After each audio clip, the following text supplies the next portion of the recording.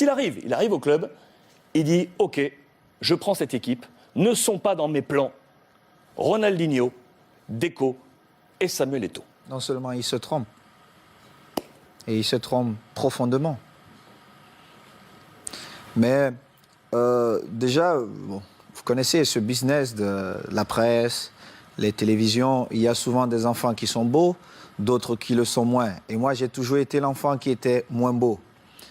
Et c'était mon rôle, mais seulement j'avais un rôle très important dans le vestiaire où je pouvais tout dire à n'importe qui en le regardant dans les yeux.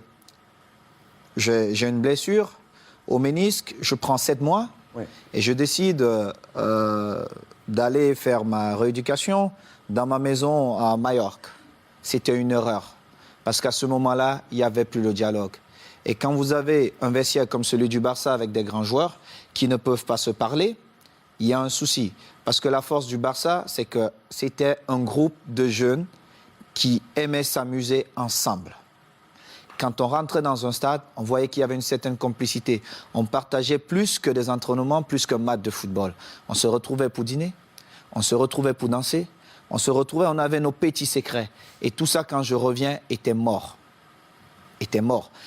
Et comme j'aime souvent dire les vérités, et pour moi, toute vérité est bonne à dire, évidemment, ce jour, Ronny se trompe parce que c'était le match, mon retour, c'était face à la Real Sociedad.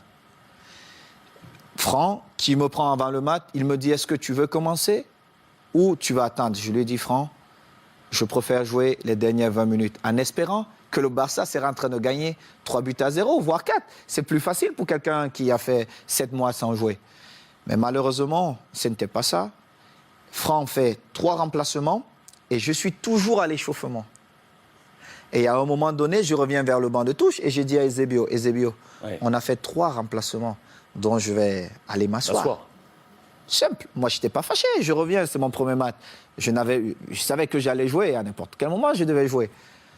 Et Franck, qui va en conférence de presse, et on lui pose une question, mais pourquoi Samuel n'a pas joué? Il dit, oh, moi je ne sais pas, mais je l'ai envoyé à l'échauffement et il n'a pas voulu. Mais pourtant, j'étais à l'échauffement et je suis revenu et il avait fait 3 remplacements. Et Ronny, qui ne parlait pratiquement jamais à la presse, ou quand il passait, c'était le sourire et il partait. Et il sort une petite phrase. Moi, à ce moment-là, je me dis, mais est-ce que ce mec est normal?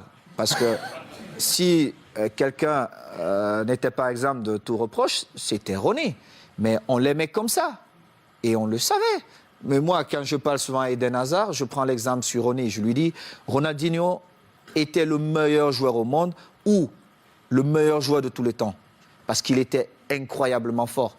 Mais seulement un joueur qui ne s'entraîne pas tous les jours, au bout d'un moment donné, ça paye cash.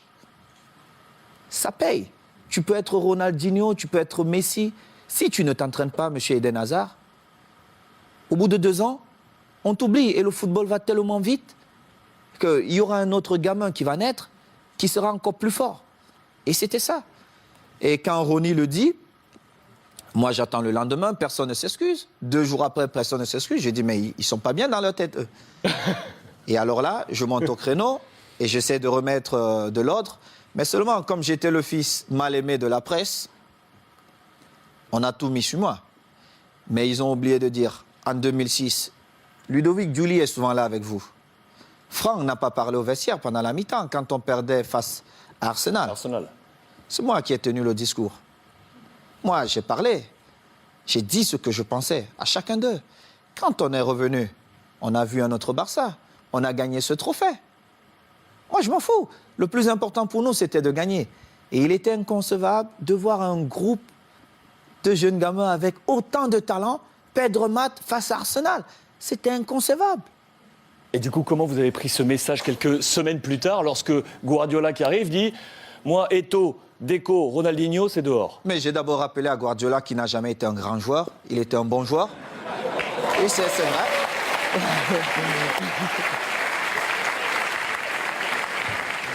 Mais c'est vrai. Je le lui ai dit. Et j'ai rappelé au passage, si c'est le coach Luis qui me le dit, je dis, OK, je ne peux rien dire.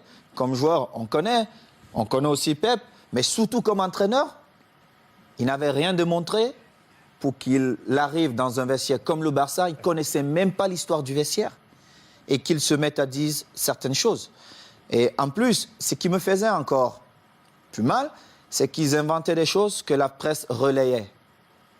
J'ai eu cette discussion avec lui et j'ai eu une très très belle offre pour aller jouer 6 mois en Ouzbékistan où on me payait 26 millions de dollars. Et dans son bureau, avec Tiki, il me dit « Oh Samuel, ça peut te faire du bien, vas-y. » Et je lui ai dit « Celui qui va te faire gagner, c'est Eto'o. Mais tu viendras me demander pardon. » Et je suis resté à ma place. J'ai continué à m'entraîner, nous sommes allés aux États-Unis. Et nous étions à Houston, dans le vestiaire. Il dit avant le match, « Ok, nous allons changer de dossard. » Oh, tout le monde dit « Oh, c'est l'entraîneur qui le fait maintenant, c'est surprenant. » Et il dit « Titi, tu vas prendre le numéro 9 de Samuel. » Titi Henry. Oui, Titi Henry, tu vas prendre le numéro 9. Et Titi était bien content. Et Eto'o portera le 14. Tout le monde était surpris. Et c'était un manque de respect total. Et je ne pouvais pas l'admettre. Parce que j'avais quand même écrit une belle histoire, même si elle devait s'arrêter là, au Barça. J'avais beaucoup fait pour le club. Que ce soit dans les stades, mais surtout en dehors du stade. En dehors du stade. J'ai toujours été là pour tous mes coéquipiers, pour tous les clubs. Vous êtes resté 1 an avec Pep. Je vais vous dire. Alors, il joue, je suis au banc de touche. Quelques jours plus tard, on joue contre une équipe de Mexico, Chivas. Chivas. Et il a le malheur de me donner 20 minutes. Et je crois qu'il pouvait se tirer une balle dans la tête. Et les 20 minutes, je marque 3 buts. On revient à New York contre Red Bull. Bon, il se dit, bon, voilà. Il me renvoie dedans. Je marque encore 3 buts. Il était obligé de convoquer une réunion. Mais comme il n'a jamais eu le courage de me dire les choses en face, il est passé par mes coéquipiers. J'étais en train de dîner. Et le délégué vient, Carlos Nava, il me dit viens, j'ai une surprise pour toi. Moi, j'étais pressé. Je me disais peut-être c'est Beyoncé qui m'attendait.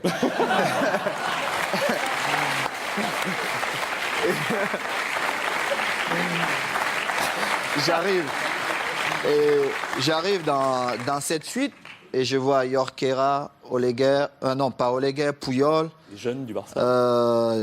Léo, André, Xavi et surtout Victor, qui est l'un de mes meilleurs amis. Et Victor Valdés. Victor Valdés. Et je vois Pep qui est au fond. Et mon visage change. Parce que j'étais très agressif quand je voyais Pep. Mon visage change.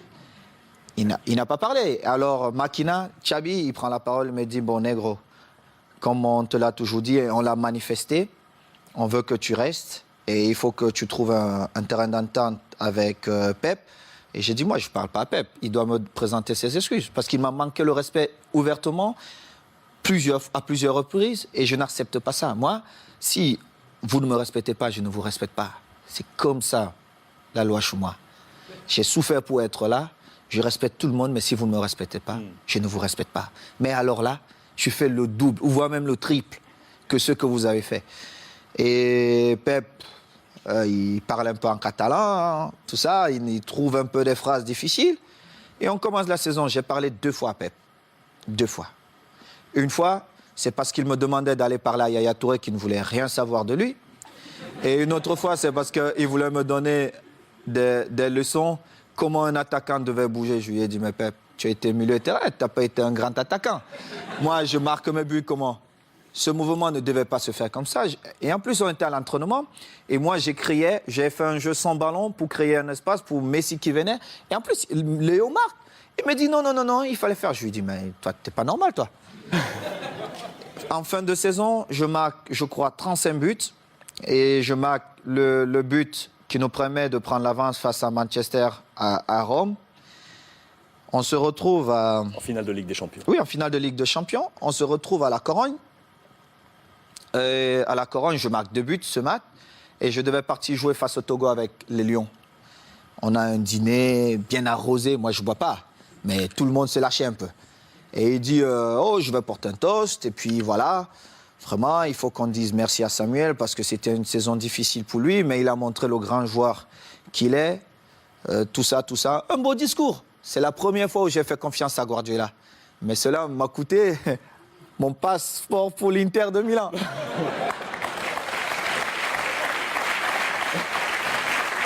Et du coup, quand vous l'avez croisé ensuite à l'Inter, parce que vous l'avez croisé, on a une belle photo de vous en poignée de Regardez main. mon visage. Parce que Guardiola, il m'a vu dans le tunnel. Est-ce qu'il m'a salué dans le tunnel? Il ne m'a pas salué dans le tunnel. Il a vous a attendu salué? là où il y avait tous les caméras. Moi, quand il a regardé le visage de Thierry Henry, ça dit tout. Parce qu'ils ont vu la scène. On était tous dans le tunnel.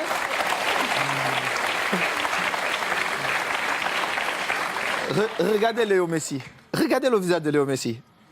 On était tous dans le tunnel. Il ne m'a pas salué. Il a attendu quand il y avait toutes les caméras pour venir me tendre la main. Évidemment, je ne pouvais pas refuser. Parce que le mal-aimé ou l'enfant détesté, on devait dire, ah, voilà, Samuel a encore fait des siennes. Mais seulement, les gens ne connaissent pas les dessous. Parce qu'il aurait bien pu me saluer dans le tunnel. Moi, j'ai eu des différences avec le code lors d'un match espagnol de Barcelone. Je ne sais pas si vous vous rappelez. à Majorque. Mais j'ai beaucoup d'estime pour le coach. Le Louis, football, c'était c'est ça. entraîneur de l'Espagnol. De l'Espagnol. Contre Majorque, Contre Majorque. vous Oui, êtes c'était envoyé un difficile. petit peu. C'était difficile pour le code, mais moi, je devais défendre Majorque et j'ai fait mon boulot. Et c'était pareil. Donc, c'est une histoire comme ça. Mais bon, après, on s'est retrouvés, Pep et moi, on a fait la paix. Et je suis content. Mais la vraie histoire, c'est celle-là.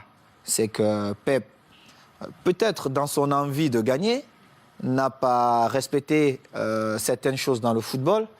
Et heureusement pour lui, j'ai marqué quand même 35 buts cette saison-là qui nous ont quand même permis de gagner. Pichichi cette saison.